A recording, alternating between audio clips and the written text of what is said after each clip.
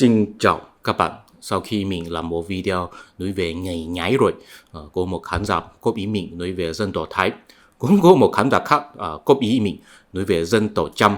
Mình thấy nếu mình chỉ nói về lịch sử của dân tộc Thái hay dân tộc Chăm thì hình như không có nhiều ý nghĩa, tại vì các bạn có thể trực tiếp đi coi bài giới thiệu trên Wikipedia, và mình cũng tin rằng các bạn gia nhập hội viên của kênh mình là vì muốn nghe ý kiến và phán đoán của mình về một số thứ.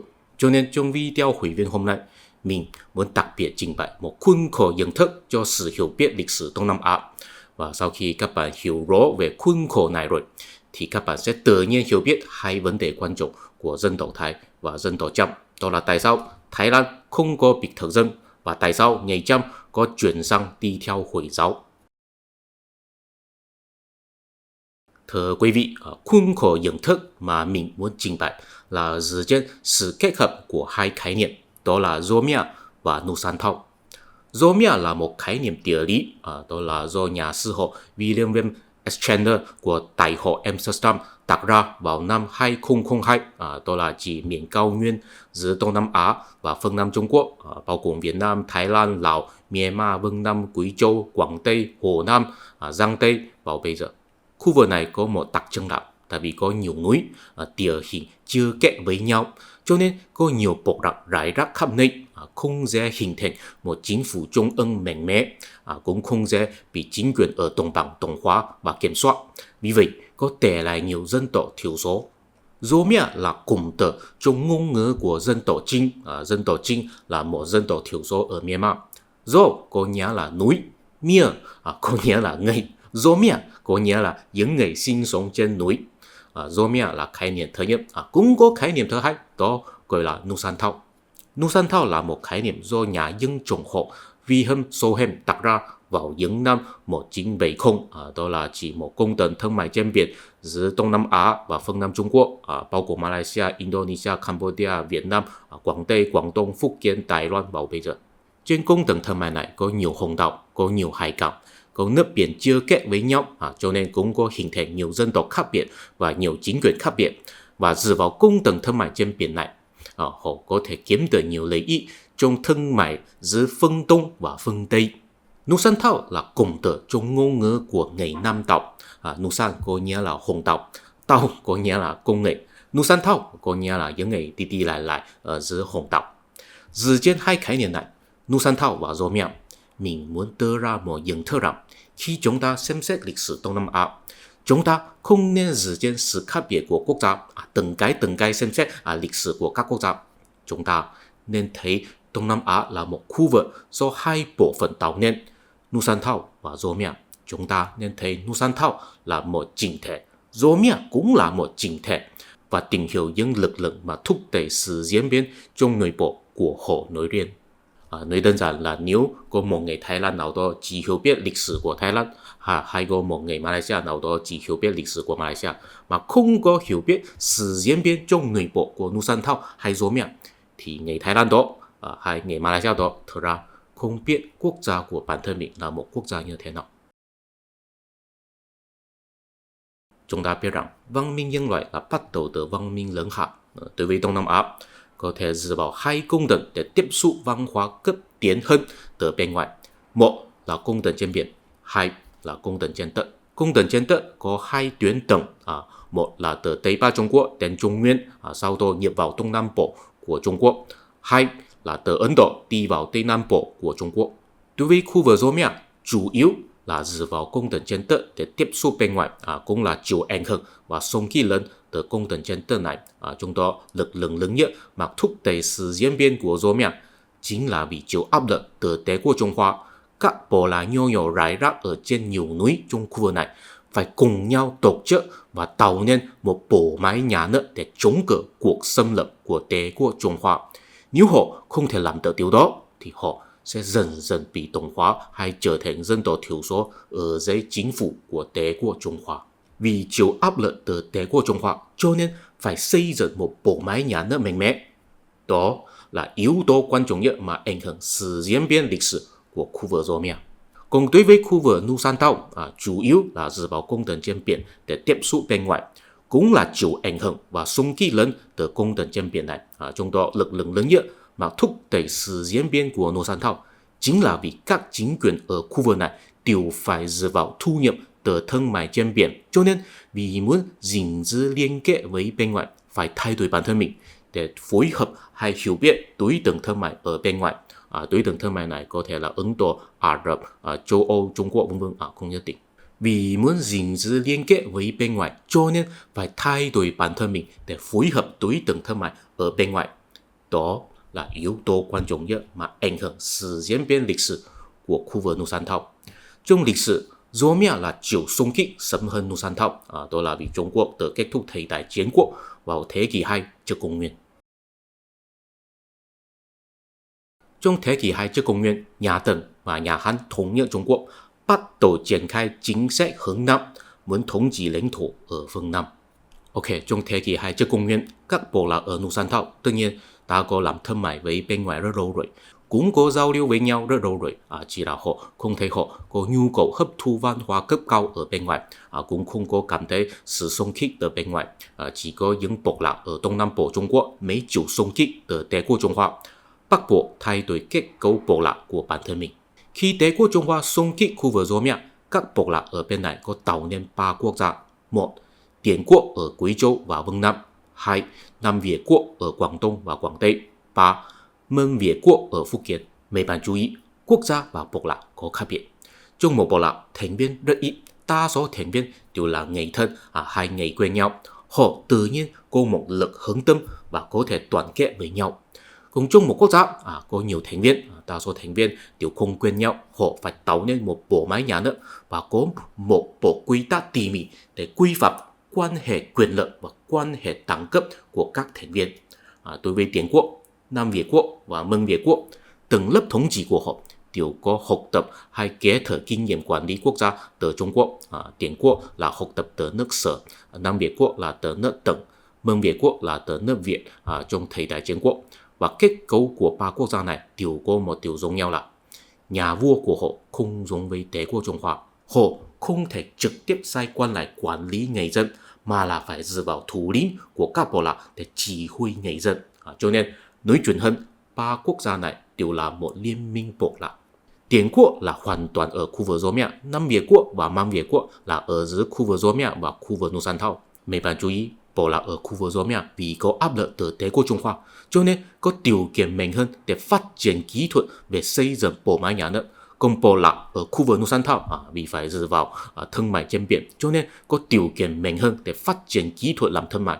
Và chúng ta có thể phát hiện những quốc gia được phát triển và trở thành mạnh mẽ ở Đông Nam Á đều phải nắm bắt được hai kỹ thuật này. Dù sao, trước khi nhà Hán sụp đổ, 3 quốc gia này đều bị nhà Hán từng cái tiêu diệt hết.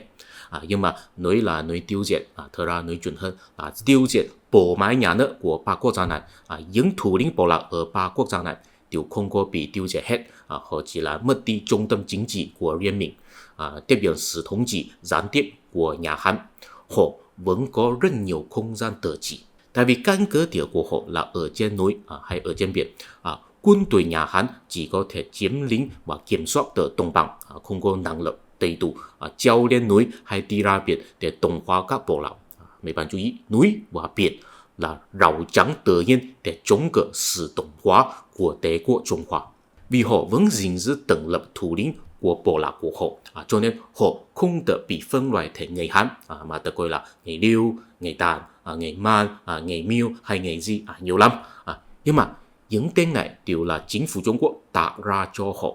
Họ không nhất định có một ý thức dân tộc rõ ràng. Sau khi nhà Hán sụp đổ vào thế kỷ 3, áp lực từ Đế quốc Trung Hoa nhỏ hơn, không gian tự trị của họ to hơn, thậm chí đôi khi có thể đuổi ra quan lại Trung Quốc và hoàn toàn độc lập. Nhưng họ vẫn không đủ điều kiện xây dựng lại liên minh bộ lạc như ngày xưa. Còn những bộ lạc ở khu vực Nô San Thao thì có đủ điều kiện. Bắt đầu từ thế kỷ 1, có đoàn lữ hành Ấn Độ định cư ở Nô San Thao và kết hợp với gia tộc của thủ lĩnh bộ lạc bản xứ. Sau khi những đoàn lữ hành Ấn Độ định cư ở đây rồi thì sẽ thu hút càng nhiều nhân tài Ấn Độ định cư ở đây, dần dần bồi dưỡng ra người tinh hoa văn hóa ở bản xứ và họ có kiến thức đầy đủ để chế độ hóa tổ chức bộ lạc của họ. có lẽ có nhiều người có một ấn tượng là Việt Nam là hấp thu Phật giáo Bắc truyền, còn khu vực khác ở Đông Nam Á là hấp thu Phật giáo Nam truyền. Thật ra trước thế kỷ 11, đa số khu vực ở Đông Nam Á đều là hấp thu Phật giáo Bắc truyền, hay là nói chuẩn hơn là Phật giáo Đại thừa. Công tần truyền bá của họ đều là bắt đầu từ phương Bắc Ấn Độ, tức là Bangladesh vào bây giờ. Chỉ có một khác biệt là sau thế kỷ 7, Việt Nam chuyển sang nhờ Phật kinh chữ Hán để học tập Phật giáo, còn khu vực khác thì có thể trực tiếp đọc Phật kinh chữ Pháp. Những đoàn lữ hành Ấn Độ mang lại các loại cuốn sách của Ấn Độ giáo và Phật giáo. Vì vậy, người bản xứ ở Nusantau có thể phát minh chữ cái của mình, và nhờ kiến thức của Ấn Độ giáo và Phật giáo, họ có thể thiết lập nhiều quy tắc luân lý và nghi lễ tôn giáo, quy phạm rằng một người thống trị nên có trách nhiệm gì, nên làm gì để chứng minh mình là một người thống trị đáng đi theo. Và trong đó có một quy tắc là một người thống trị tốt đẹp có nghĩa là có thể tổ chức nhiều nghi lễ để tôn kính thần linh hay Phật và bố thí cho người dân và thầy tu.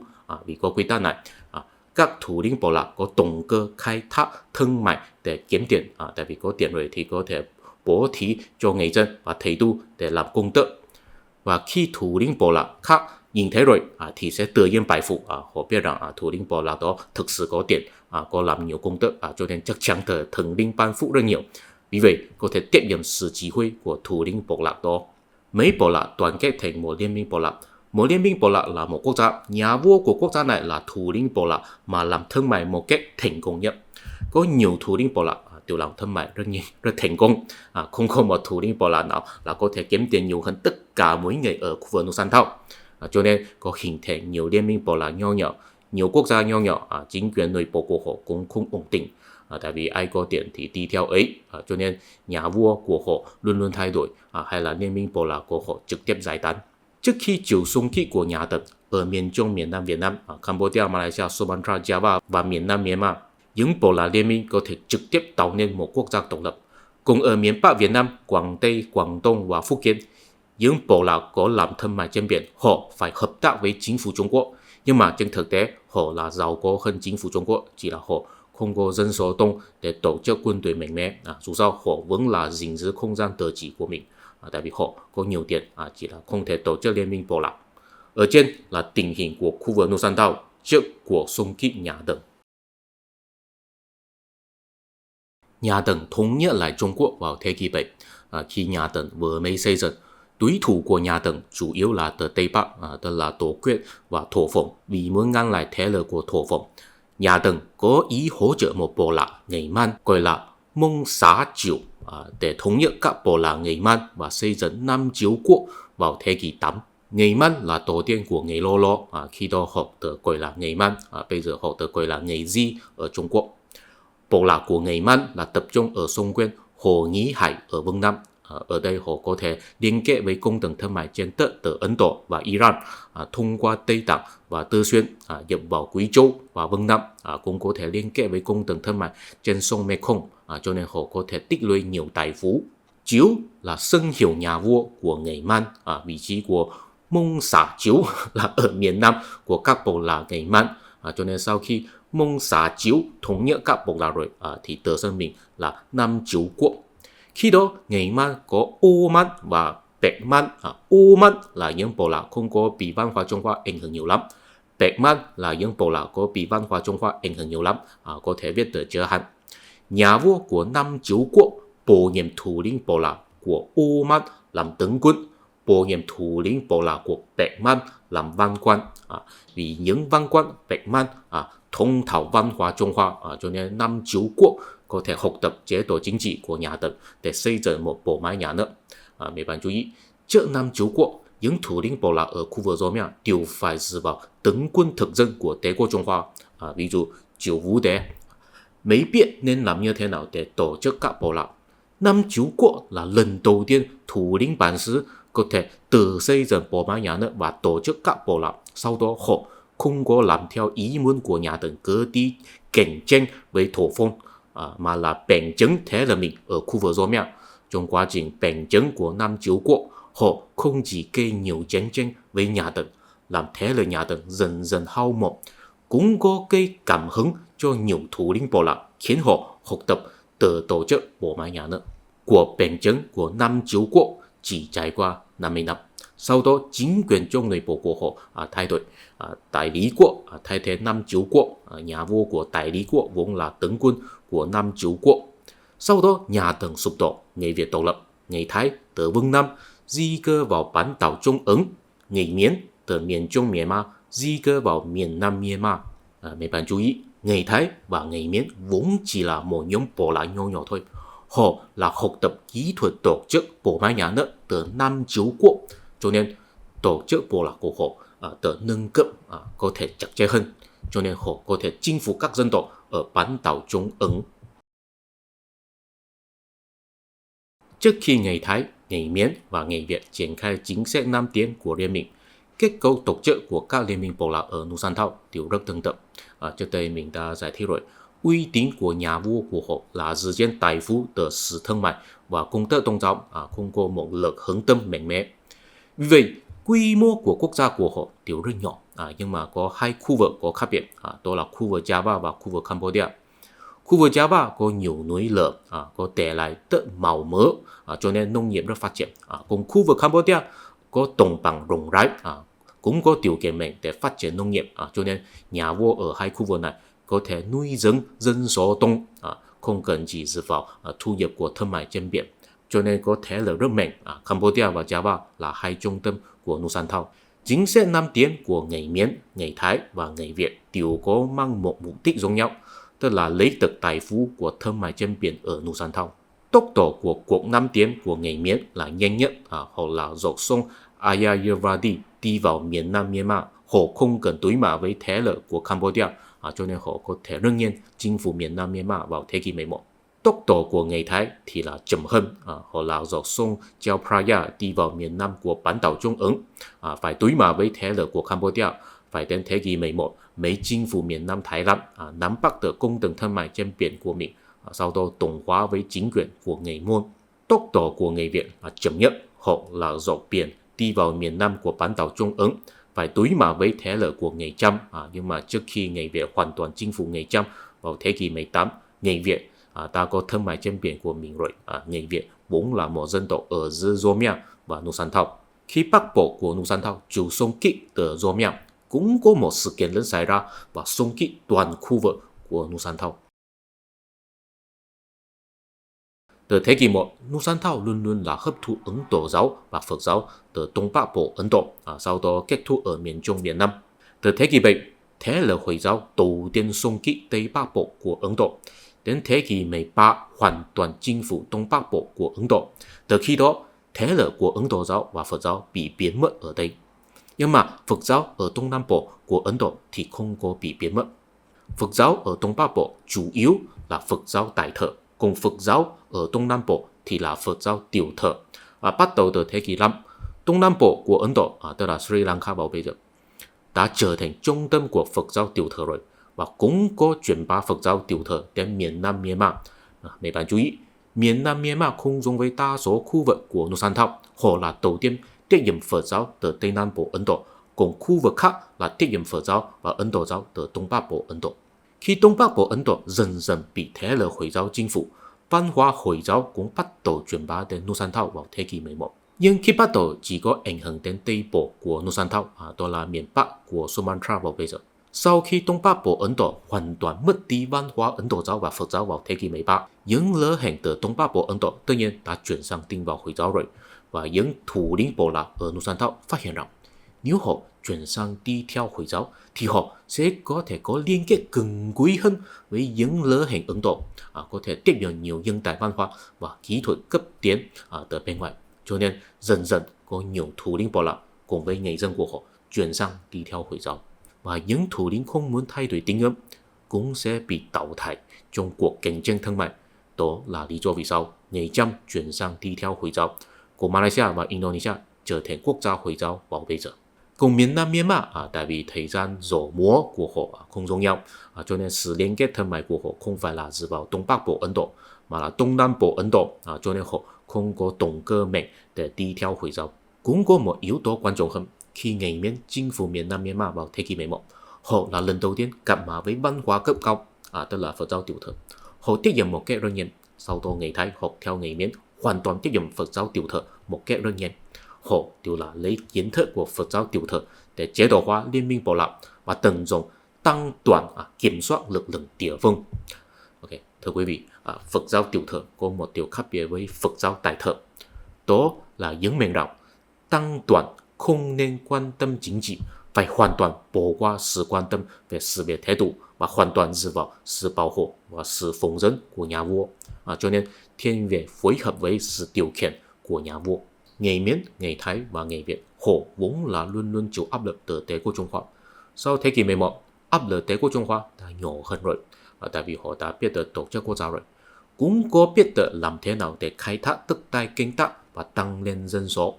Họ không giống với những thủ lĩnh ở Núi San Thao, họ không dựa vào thu nhập thương mại nhiều lắm, cho nên họ không có áp lực đi theo Hồi giáo phối hợp thế giới bên ngoài. Phương Tây bắt đầu xung kích Đông Nam Á vào thế kỷ 16. Khi đó, Philippines vốn là không có nhiều thủ lĩnh Bảo La mạnh mẽ, cho nên ngay lập tức bị Tây Ban Nha chinh phục và thực dân. Cùng các quốc gia ở Malaysia và Indonesia đã chuyển sang đi theo Hồi giáo rồi. Nhưng giống với ngày xưa, họ vẫn là không thể xây dựng một bộ máy nhà nước chặt chẽ, cho nên lãnh thổ của họ không lớn và rơi vào cuộc đấu tranh với thế lực thực dân phương Tây trong 3 thế kỷ tiếp theo. Còn ở bán đảo Trung Ấn, tiếp tục chịu áp lực từ người Miến, người Thái và người Việt. Khi đó, người Miến đã có thể xây dựng chính quyền ổn định ở Myanmar rồi. Người Thái và người Việt thì cạnh tranh trong cuộc thông tính lãnh thổ của Đế quốc Khmer. Và người Khmer cũng có học theo người Thái, đi theo Phật giáo tiểu thừa và xây dựng bộ máy nhà nước mạnh mẽ. Đối với người Miến, người Thái và người Việt khi đó, vấn đề chủ yếu không phải là đối mặt với thế lực phương Tây, tại vì họ có lãnh thổ lớn, có quân đội số đông, không sợ thế lực phương Tây. Nhưng mà điều đó sẽ thay đổi vào thế kỷ 19. Vấn đề của họ khi đó, tại vì cuộc năm tiến của họ quá nhanh, cho nên trong một đoạn thời gian rất ngắn, có nhiều dân tộc khác biệt hay bộ lạc khác biệt được bao gồm trong sự thống trị của họ. Họ phải học thêm làm thế nào để đồng hóa nhiều dân tộc. Có thể nói rằng, cuộc bệnh chứng càng nhanh thì cuộc đồng hóa càng khó. Người Miến bệnh chứng một cách nhanh nhất, cho nên cuộc đồng hóa của họ là khó nhất. Đến khi bây giờ vẫn chưa giải quyết được, bây giờ chúng ta vẫn thấy được họ phải đi chiến tranh với dân tộc thiểu số. Người Thái là chậm hơn, nhưng đến bây giờ vẫn có vấn đề của dân tộc thiểu số, tức là dân tộc Mã Lai ở Nam Bộ muốn độc lập. Người Việt là chậm nhất, cho nên trình độ đồng hóa của Việt Nam là cao nhất. Dù sao, trước thế kỷ 18, người Miến, người Thái và người Việt đều phải bận tâm về sự đồng hóa những lãnh thổ Mỹ. Sau thế kỷ 19, họ vẫn phải bận tâm, nhưng có một vấn đề lớn hơn họ phải đối mặt. Từ thế kỷ 15, phương Tây phát hiện châu Mỹ bắt đầu phát triển chủ nghĩa tư bản. Đến thế kỷ 19, họ đã hoàn thành công nghiệp hóa, họ có năng lực đầy đủ, hoàn toàn thực dân tất cả khu vực ở Đông Nam Á rồi. Không sợ bộ máy nhà nước của người Miến, người Thái và người Việt rồi. Không chỉ là vậy, họ đã làm tất cả mỗi người trên thế giới đều phải tiếp nhận quy tắc của họ. Giống như tình hình vào thế kỷ 13, các quốc gia ở Núi San Thao phải thay đổi bản thân mình để phối hợp với sự thay đổi của thế giới bên ngoài, để gìn giữ sự liên kết với thế giới bên ngoài. Vào thế kỷ 13, họ là từ Ấn Độ giáo và Phật giáo chuyển sang tin vào Hồi giáo. Vào thế kỷ 19, họ là tiếp nhận tư tưởng hiện đại từ phương Tây, học tập khoa học và pháp luật thế tục. Có một điều khác biệt là trong thế kỷ 13, họ là mấy thầy tu Phật giáo từ Ấn Độ hay Ả Rập đến bản xứ để dạy họ Hồi giáo. Trong thế kỷ 19, họ là bị nước Anh, Hà Lan và nước Mỹ thực dân. Họ đi trường học của người thực dân ở bản xứ để học tập người thực dân. Trong đó chỉ có Thái Lan có khác biệt, tại vì Thái Lan không có bị thực dân. Họ là mấy người Anh đến Thái Lan dạy họ tư tưởng hiện đại. Thật ra so sánh với Hồi giáo, Phật giáo tiểu thừa là dễ hơn tiếp nhận tư tưởng hiện đại. Cốt lõi của tư tưởng hiện đại là khoa học và pháp luật thế tục, chính trị và tôn giáo phải phân chia. Quốc gia phải có một nhóm người có kiến thức của chuyên ngành luật, họ có thể đi làm luật sư, công tố viên và thẩm phán hay là các loại công chức. Vì vậy, các loại tranh cãi trong xã hội không phải là dựa vào giáo lý tôn giáo để giải quyết, mà là dựa vào pháp luật thế tục. Cho nên, chúng ta có thể nhìn thấy rằng xung kích của tư tưởng hiện đại với xã hội truyền thống là nó sẽ giảm bớt quyền lực chính trị của tầng lớp thầy tu. Nó yêu cầu thầy tu chỉ quan tâm sự an ủi tâm lý của công nghệ hay là một số chức năng của tổ chức phi lợi nhuận, ví dụ làm từ thiện. Tại vì Phật giáo tiểu thừa vốn là nhấn mạnh rằng tăng đoàn không nên quan tâm chính trị và sự nghiệp thái độ. Cho nên khi nhà vua Thái Lan tiếp nhận tư tưởng hiện đại, họ không cần lo lắng đó sẽ mang lại phản ứng dữ dội của tầng lớp thầy tu. Cho nên Thái Lan có thể mở cửa xâm hâm, triển khai hiện đại hóa xâm hâm. Họ bắt đầu hiện đại hóa vào những năm 1860, tương tự với Nhật Bản. Mấy bạn chú ý là hiện đại hóa chính trị không phải chỉ là học tập kỹ thuật phương Tây thôi. Trung Quốc phải muốn đến những năm 1890. Myanmar là bắt đầu hiện đại hóa vào những năm 1870, cũng là rất sớm. Nhưng mà không giống với Thái Lan, trung tâm chính trị của Myanmar là ở miền Trung Myanmar, cách xa một chút với cung tầng trên biển, cho nên phản ứng với thế giới bên ngoài là chậm hơn và trình độ tổng hóa trong nội bộ cũng tệ hơn Thái Lan. Trung tâm chính trị của Thái Lan là ở miền Nam Thái Lan. Nhà vua Thái Lan rất sớm tìm hiểu tình hình châu Âu. Vào năm 1686 ta sai ngày đi sự ở Pháp rồi.